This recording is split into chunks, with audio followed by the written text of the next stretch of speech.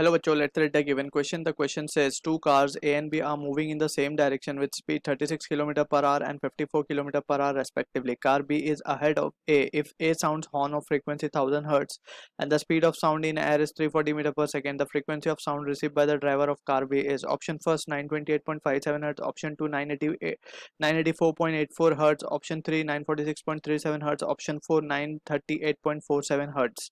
So this is the case of a Doppler effect in sound. Basically जब भी observer और source के बीच में relative motion होता है, so there is a change in frequency that has been heard, and that change in frequency जिसको हम apparent frequency बोलते हैं, it is given by the form that is v plus minus of v naught upon v minus plus of vs into n. यहाँ पे we need to be clear with the terms. V naught is velocity of observer, vs is the velocity of source, n is the actual frequency, and n is the apparent frequency, right? So whenever the case of approach comes, यानी कि observer अगर approach कर रहा है या फिर source is approaching, so ऊपर positive sign लेंगे, नीचे हम negative sign लेंगे. This will be the case for approach. या फिर moving towards वाले case के लिए we will follow this sign convention.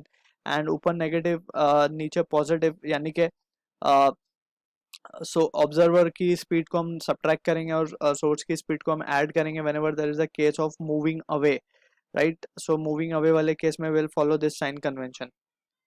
Majority of the cases can be solved using this expression of Doppler's effect.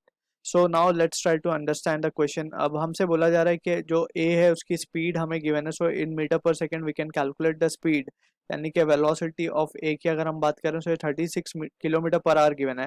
So that means 36 into 5/18 हम करेंगे, so it will be 10 metre per second. And V भी हमें given है 54, that is 54 into 5/18 यानी कि 15 metre per second, right?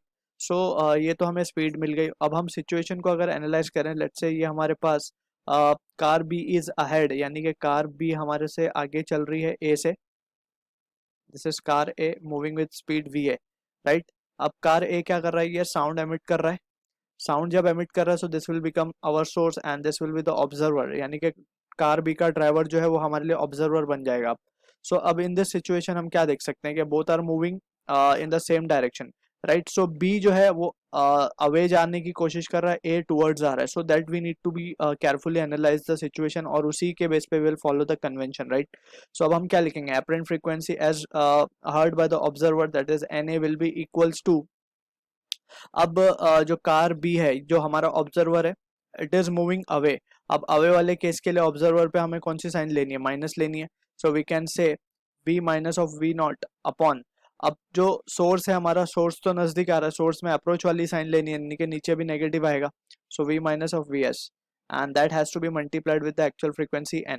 सो v हमें given है 340 minus of v nought, that is velocity of observer. v भी कितना है, 15 है, डिवाइडेड बाय ये हमारे पास है 340 माइनस ऑफ 10 इंटू 1000, राइट? सो ये हमारे पास आएगा 325 इंटू 10⁻³ डिवाइडेड बाय 330. जब हम इसको सॉल्व करेंगे so apparent frequency heard by the observer that is driver of car B, that will be coming out to be 984.84 hertz. So this is the answer to the question जो कि match होगा option 2 के साथ. I hope you understood the solution. All the best.